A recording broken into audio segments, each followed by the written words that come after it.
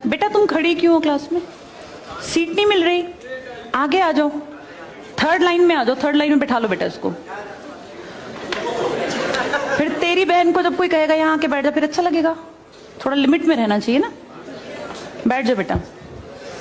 चलो अपने देखो, अपने व्यवहार को ऐसा रखो जैसा तुम दूसरे के साथ करो, तुम्हारी बहन के साथ वही होगा।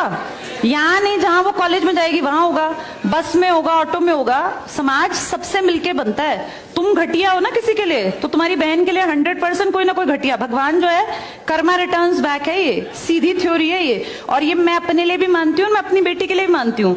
मैं जैसा कर रही हूँ ऐसा ही मेरे साथ होगा, या मेरे घर वालों के साथ। तुम जैसा कर रहे हो ऐसा तुम्हारे भाई बहनों के साथ होगा ही होगा। हम किसी भी बेटी के साथ गलत करेंगे ना, तो अपने आप को इसके लिए तैयार रखना कि मेरी बहन भी पढ़ने निकलेगी। आज छोटी है तो कल निकलेगी। चाचा की बेटी, मामा की बेटी, ऐसा नहीं कोई घर में रिश्ते ही ना हो। माँ भी तो होगी।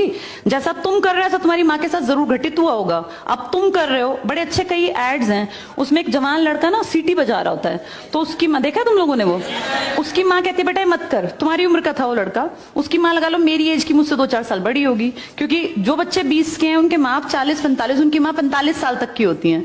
तो वो लगातार सीटियां बजा रहा है। उसकी माँ उसको कहती है बेटा मत कर, वो इरिटेट हो जाती है।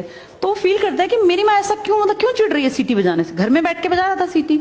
तो उसकी माँ को याद आता है कि जब मैं रोज बस स्टॉप पे जाती हूँ, 45 साल की अधेड़ उम्र की एक औरत, एक घटिया लड़का, मतलब ऐसे नहीं होते बिल्कुल ही घटिया जिनकी परवरिश हो, वो रोज उसको परेशान करता है, उस 45 साल की औरत को।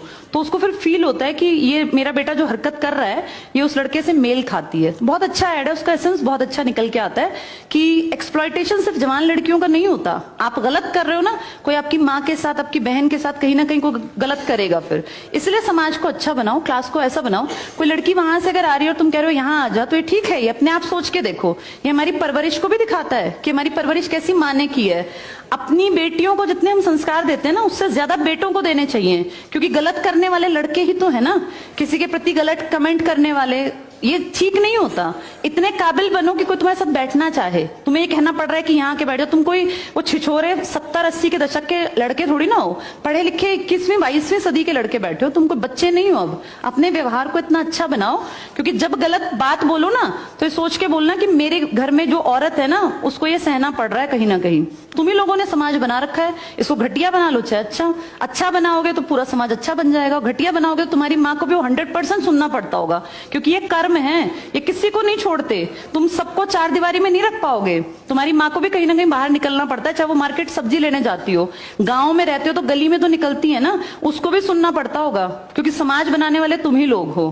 तो ये ध्यान रखो सबको कि भाई किसी को हमारे किसी भी कमेंट से बुरा ना लगे, और इनको अलग मत समझो।